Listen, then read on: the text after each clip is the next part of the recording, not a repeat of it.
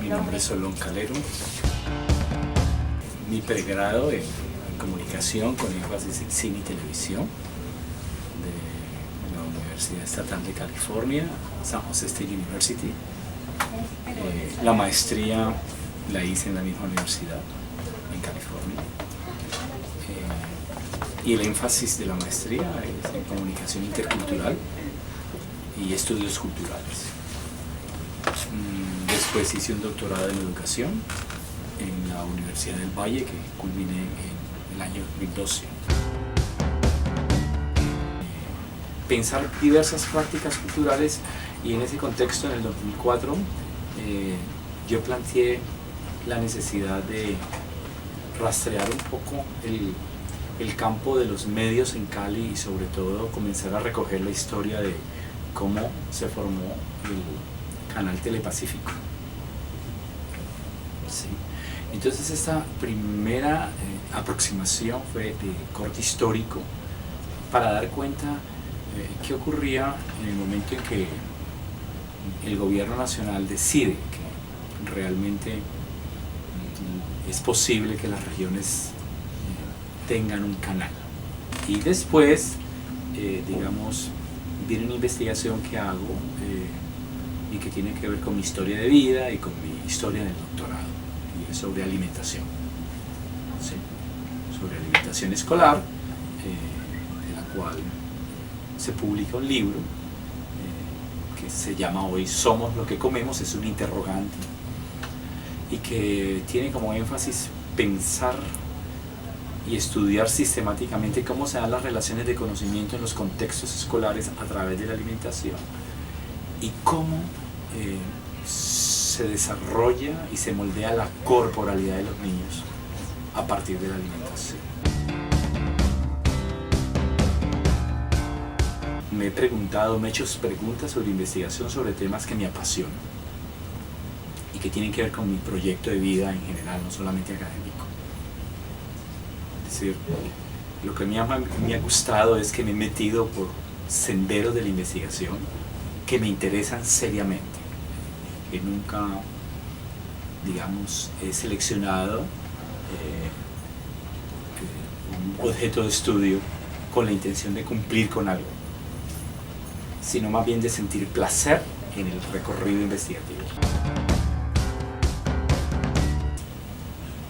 Como les pasa a ustedes, pues digamos que de manera organizada la investigación comienza en pregrado.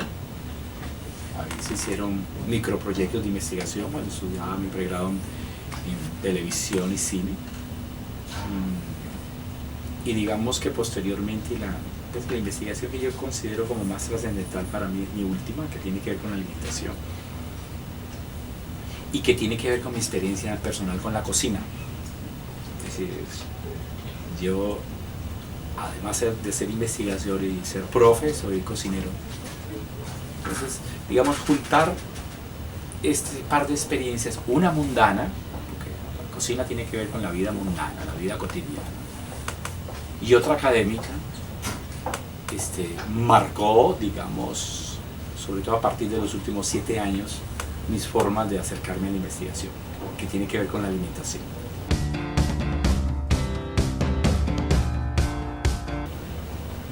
Yo no siento que el reto sea tanto el tema, sino más bien el recorrido y los problemas que uno se puede encontrar, por ejemplo, en el trabajo etnográfico.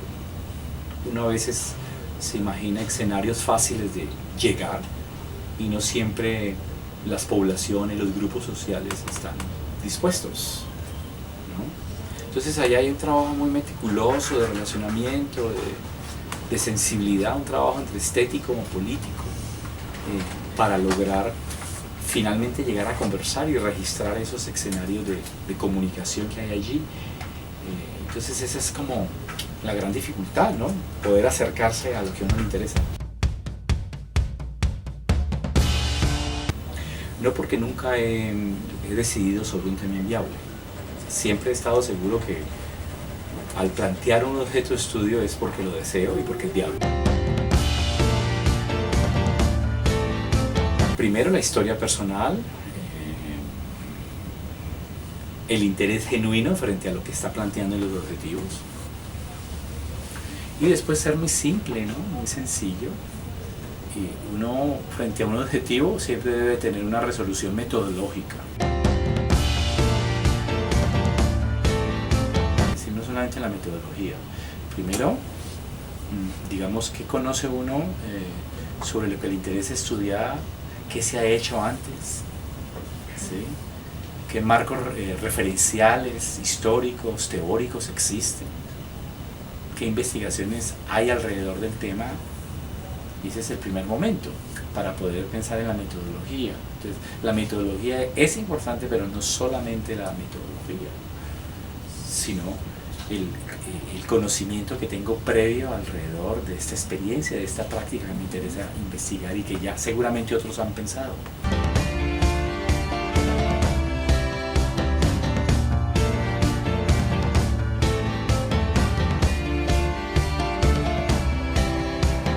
Yo creo que un análisis discursivo de corte semiológico podría ser uno de los caminos, es decir, levantar un archivo sobre esas representaciones del diario El País, en términos de imágenes y de textos, y de una manera muy detallada hacer un proceso de decodificación de esas imágenes y de esos textos para entender realmente qué es lo que se está diciendo sobre estos espacios públicos.